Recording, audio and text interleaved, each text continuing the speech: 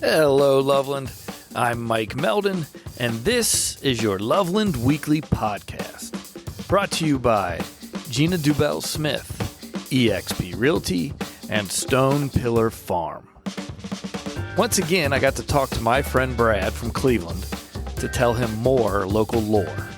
This time, I got to tell him the story of Harry Andrews and his Chateau La Roche, or what we commonly call the Loveland Castle.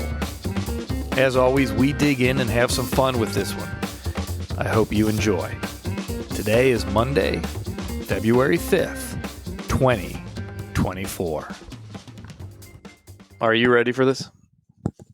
I am. All right. Well, I have a story for you. I can't wait. I have a story about a man that has an IQ of 189. He speaks. Is that good? I have no idea. Is 189 good? What do we have? You know what we need? I'm sure 300. What? I'm sure we're up there. Right? I'm thinking 300 or 400. Right.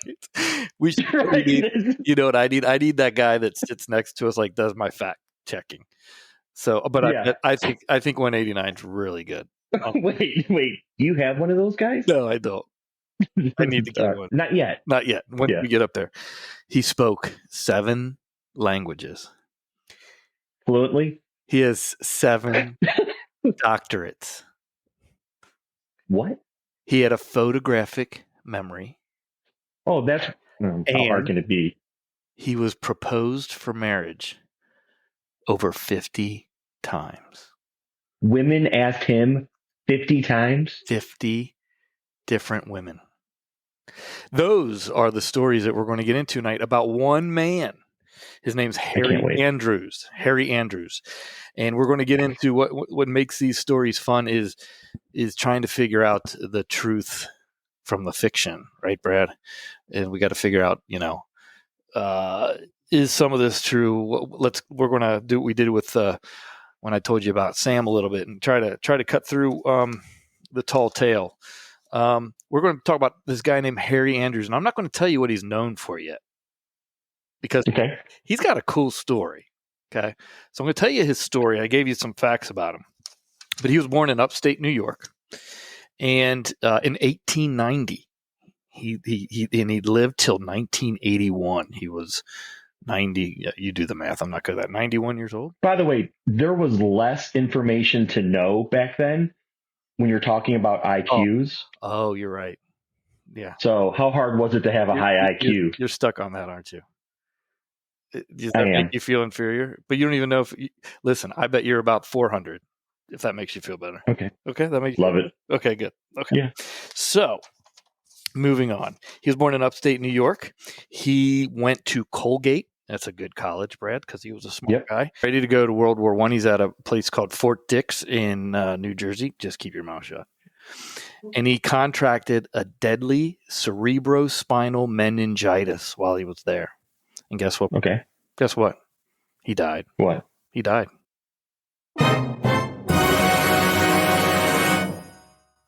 He died? He died. They took him to the morgue. They put him in the morgue. And what they wanted to do, how do you make a vaccine? You take the antibodies from the infected, right? So what they did was they went to his mouth. They were taking a scrape of his mouth. No, not swabs. They were taking scraping the roof of his mouth, and he bled. And you know what the doctor said to the other doctor? What? Corpses don't bleed, Brad. What? Yeah. He's in the morgue. They were going to do this. Boom. Yeah. Mind explosion. Corpses don't bleed. And they were working on something else, these doctors. They were smart guys. They were working on this new serum. Yeah, maybe serum. It's adrenaline. And they said, hey, we're working on this thing called adrenaline. Let's try that. Boom. He's alive. They do that today. But they do that knowing. This guy was claimed dead in the morgue. Isn't that crazy? He lived. He was 89 pounds. He was blind. He couldn't move. And This is okay. Here we go. Here's a good part of the story. Good part of the story is they use his blood and his samples from the antibodies that they got out of him. They use that to create Vaccine. a vaccine. It would be antibodies. Would that be right? Yeah, that's the right word, right? Yeah. Yeah. They created a vaccine that actually saved many, many people at Fort Dix before going into World War I. But it took him several weeks to heal. And during that time, his wife remarried.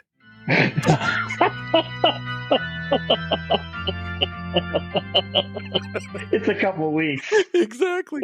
That's exactly what I read into it. Like, that's what I've read, like 3 or 4 sources on this. And it all said, unfortunately, his wife thought he was dead and she remarried. And it's like, wait a minute. He was only down for like less than a. It's like I had a cold for a couple of weeks. Like, poor guy. And hey, needless to say, like I said in the beginning, he was proposed to over 50 times. He never got remarried. I think that might have stuck with him a little bit. Yeah. Yep. So he went into World War I, where he became some. Is this afterwards? This was after he healed and good enough to go into World War I, but he was more of a pacifist. Actually, I don't think pacifist was the word they wanted to use. He didn't like war. This is kind of a crazy thing too, which is why I think this guy's such an interesting character.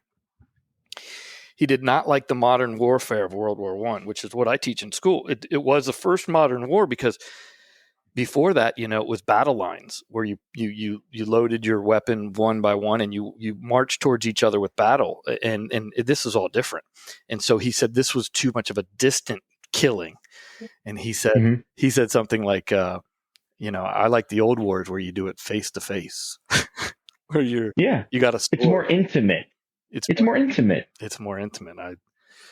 I think I'm on the other side of that. I'd rather not be so intimate, but not look at him. Yeah, not look him in the eye. Like flying a drone. Right, exactly.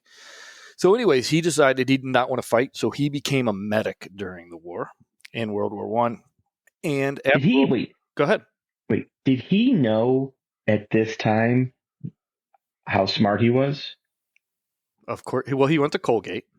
Yes, he did know how smart he was. Yes, he did. Because after World War I, he did not have a wife to go home to. So he stayed. And he loved the castles. When he was younger, he would build with the rocks around where he grew up in upstate New York. He would build small, like he explained them as like igloos with the rocks, little form. So he loved the castles of Europe. And he actually went to Toulouse. I think I'm pronouncing that correctly. Toulouse University in southern France. And he studied medieval architecture. Okay. And this is my first time I'm going to call BS. I guess first time. I believe the languages, 7 languages, which is what you don't know who they are yet, but I'm going to get to that, which is who these people that look up to this man today say, and they say 7 doctorates, right?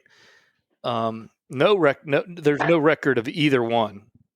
I think maybe could he dabble in maybe Latin and French and German and all these languages possibly because he's having to study in France, right? Do I bet he's fluent in 7 languages? What do you think? He could be. He could be. Do you think he has? I don't know. 7 doctorates? How do you have 7 doctorates when you go to 2 colleges? Because it was much easier back then to get it. Wow, you're just all about easier back then, huh? Life was just so easy back then. Hey, you in doctorate? Brad, you in doctorate? You only know this much, right? Is that your theory of history of the world? Okay, so would you say though that over the longer time has passed, the more history itself can be a little you don't remember things as well, right? So when people said he knew 7 languages, was it really 7? Was it 3? Was it 4? Did people just say he knew a lot? Right. Did he have a couple doctorates? But people were like, "Oh my God, he had 7." Right. Well, that's exactly that, Brad. You nailed it. I think that's what comes along with these stories, and that's why I'm relaying them to you. Is we make these people and things and bigger than life, because that's what makes them interesting stories, right? Mm-hmm. And so, and it's not, I'm not here to offend anybody or, take away, pull open the curtain on anything here, because this story is fascinating just in the facts. But I think there are some things here that we could probably poke a little bit of holes in. I don't think that, those two things are, as far as what I see, and I'm seeing, I've done a lot of research and online. I don't see again, I think you could probably dabble and speak 7 languages a little bit, right? But probably not fluent in 7. But probably not fluent. Right. And in 7, but that's the great thing about stories, I don't believe 7 doctorates. I just don't. So No. he got 7 doctorate, or he learned how to build castles. Do you any guesses on where I'm going with this, Brad? Anything you know about Loveland that you might want to say, oh, I think I know where you're going with this? There's the architecture. No, stop. Never mind. All right. So he moved back he moved to Cincinnati, and I'm not sure exactly why, but he wanted to teach. And he got these jobs as a Sunday school teacher and a Boy Scout leader, right? And one of his things to do, he'd like to go up along the Little Miami River right here in Loveland and take, there's about 12 boys that he liked to go camping with. Yeah, I see that smirk. We're not going there. We're all thinking it, but we're not going to get into that on this episode. Can we agree with that, Brad? Yes, sir. We can agree with that on this episode. That what they would do is they would camp and fish, and they would keep tents there. And they decided, hey, he took these boys from his Boy Scout group and his Sunday school group. He said, our country's going in decay, which, I think we can relate. And he said, we need to bring back chivalry, and we need to bring back the ideals of the olden days, like King Arthur and the Knights of the Round Table. And so they created something called the Knights of the Golden Trail.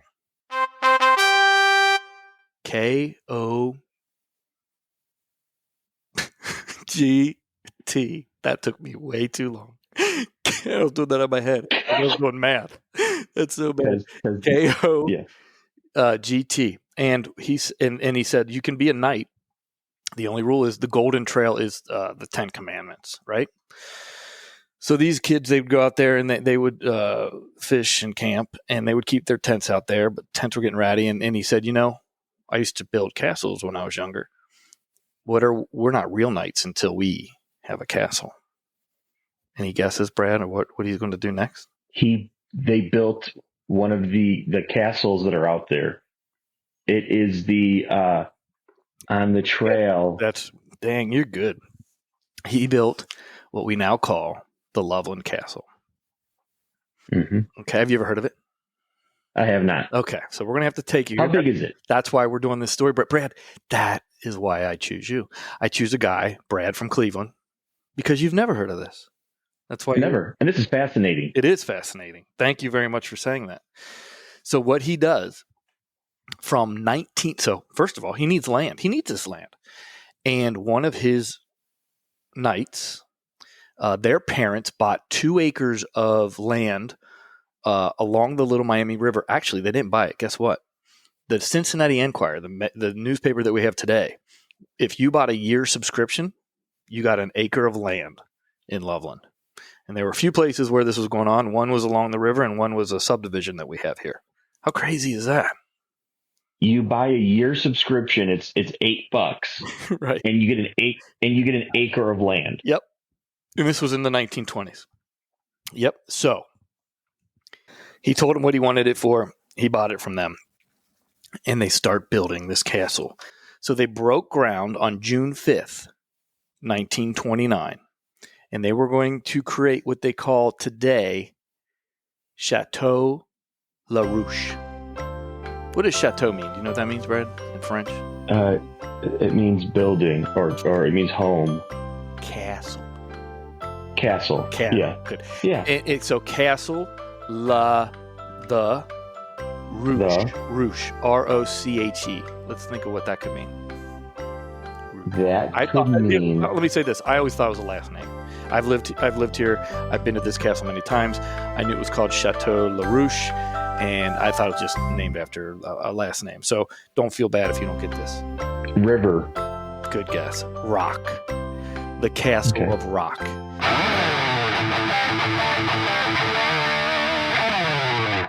So what he did was they would take these river rocks and they'd pull them up from the river. And obviously the river would deposit more as it rained and stormed, more rocks come down. And he built this castle by hand. He laid every single stone himself. And he wouldn't let the boys do it. The boys helped with moving the rocks up there, getting them set up. But he wanted to say that he made this thing by hand. Now, ceremoniously, I've heard rumors is that every now and again, like if you were inducted, I don't know what the circumstances were, but ceremoniously, every now and again, a kid would get to lay a stone. And that was kind of like a cool thing to do. And they started out with 12, and then they were in their hundreds within their first 10 years or so of these Knights of the Golden Trail. And the outside was all river rock. And the inside, he would make his own cement. And he would take milk cartons or orange cartons, fill them with cement, and then use that for the inside walls. And sometimes he was trying to clean up the garbage. He was very adamant. He was not happy. One of the reasons he started the Knights of Golden Trail is because he said the decadence of society, of falling down of society. And he was not happy with the local Loveland kids coming there being hooligans and drinking and littering.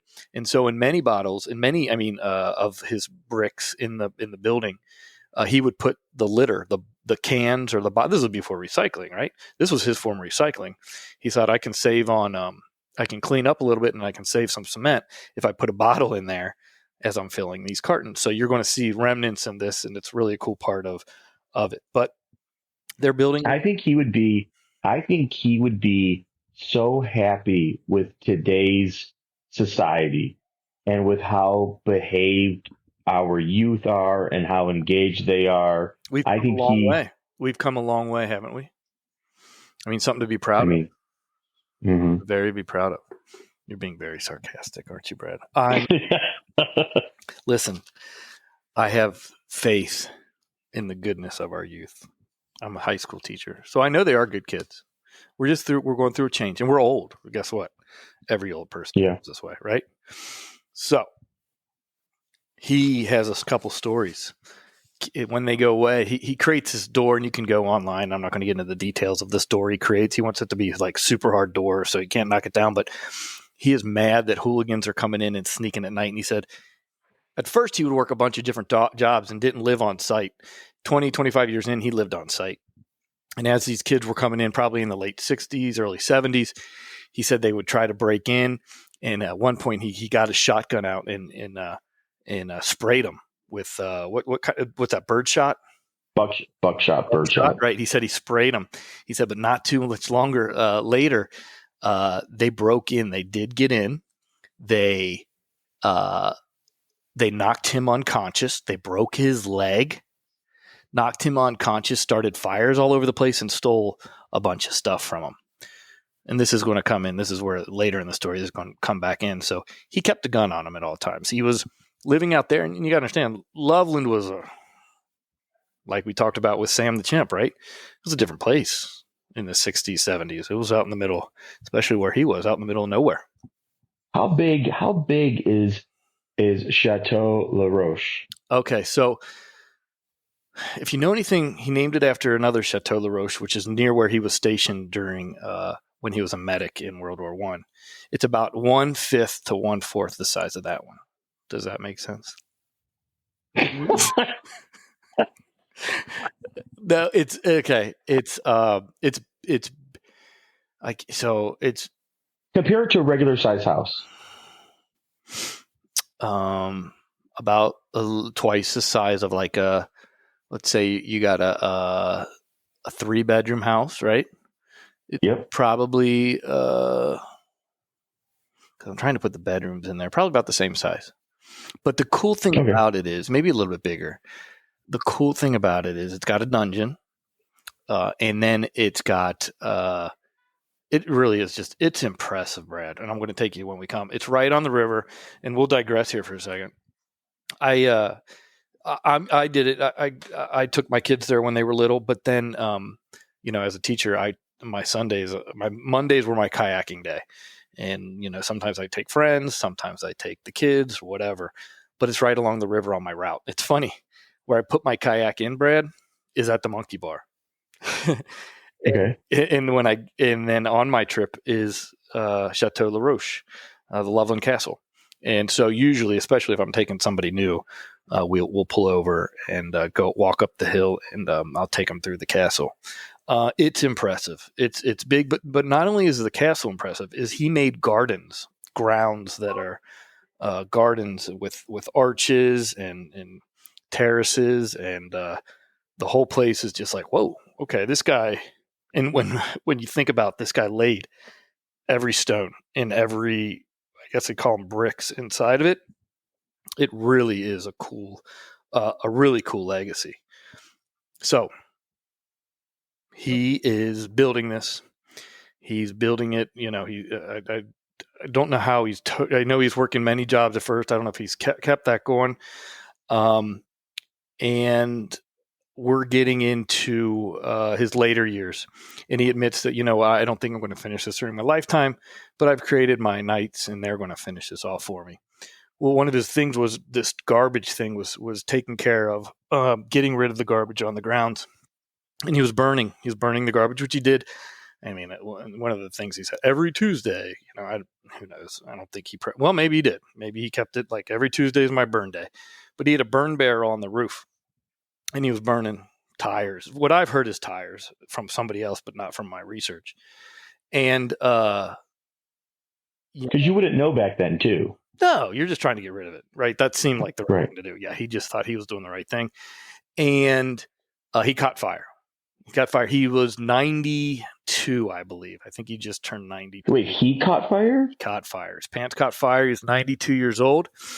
And here's what happened, though. He could have put him out, stop, drop, roll, but he had a gun in his pants, and the gun was stuck.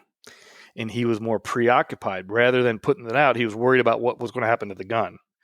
Would it go off because he had it in there? And so he's more preoccupied. He's burning. Didn't want to just drop to the ground or whatever because of the gun, because of the vagrants that were coming through. And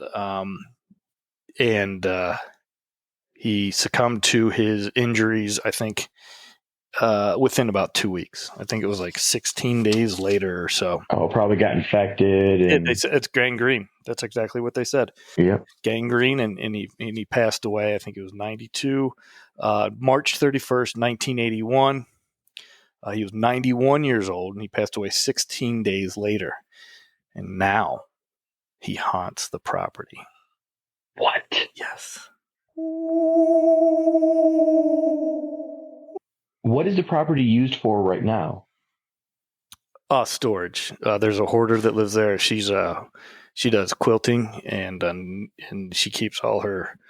So it's not a restaurant. It's not. It's a museum. It's called the Loveland Castle and Museum. So you walk through it. It's the way he wanted it to be for his whole life. So, you walk in. It's run by the Knights. So you go in there. The Knights are still around? Yeah, they're still around. They run it. He willed it to them. So you can still become a knight. But these knights, they're called Sir whatever, and there's different levels. I learned about all that. And then there's a King Knight, but they don't call it that. They call it they name him after a Native American, because they didn't want to say that there's another king in the United States. There's a whole hierarchy. Women cannot be knights. Women can only be members or something along that order. But again, he's old school. I like that. I like that old school mentality. Just 'cause it's nice to separate the people. Separate the people, and things were easier back then. Somebody asked him, "Why are you so spry at 88?" He said, "Because I never smoked, I never drank, and I never was married." But that's the big one. That's the big one, right? But he was proposed to over 50 times because these ladies wanted to live in his castle. What do you call on that? Do you believe that, Brad? I think if you were a single man who lived in a castle. You were, you probably met a lot of women who joked around. Who joked around and would show interest. It's just, here's my point is, and I'm not trying to get down on anybody, but when you read about this guy, he's looked at as like, I don't want to say cult figure, right? But he is, yeah. Who's the guy that started Scientology? Hubbard, or what's his name? L. Ron Hubbard. L. Ron Hubbard, right? Almost this, aura about him. Oh, look, 7 languages and 7 doctorates, and was dead and came alive, and 50 women wanted to marry him. I just think that is it's cool. Don't get me wrong, but yeah, but again, I think what makes these stories enjoyable to learn about, read about, research is it really doesn't matter whether or not it's true. Yep. It's just interesting to say this guy possibly knew 7 languages. He possibly had 7 doctorates. He died from meningitis and was brought back to life. He built a castle. He started at night. It's amazing. Hey, Loveland. It's Emily Barblow, your local publisher of Loveland Lifestyle magazine. Just wanted to remind you guys that we love covering all of the people, happenings, and things going on in our amazing town of Loveland, Ohio. So make sure to grab your latest copy. We always drop a bunch off in downtown Loveland and surrounding areas. Or follow us on Facebook and Instagram. Everything from events to mini press releases, articles. I mean, we have so much happening here. We love covering all of the things happening. So make sure if you're not already following us on social media, you are. And stay tuned for more awesome info from Loveland Lifestyle.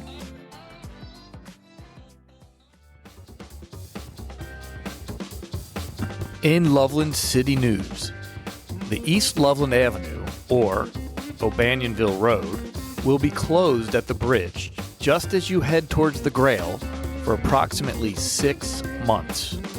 But be sure to know that the Grail is still open, and you can find the alternative route on our webpage at www.weeklypods.com.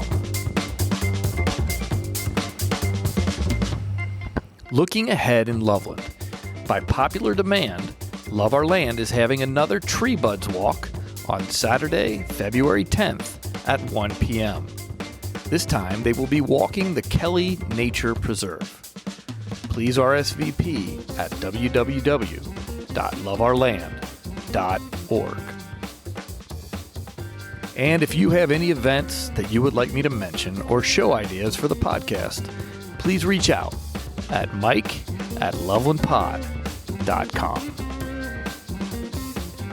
We have something truly special here in Loveland. Thank you for listening, and have a great week. With the support of On Brand Studios, this episode was recorded, produced, and engineered by Mike Meldon at The Grail, a magical place here locally like no other. Please note that the opinions expressed in the podcast do not necessarily represent the views of our sponsors or organization.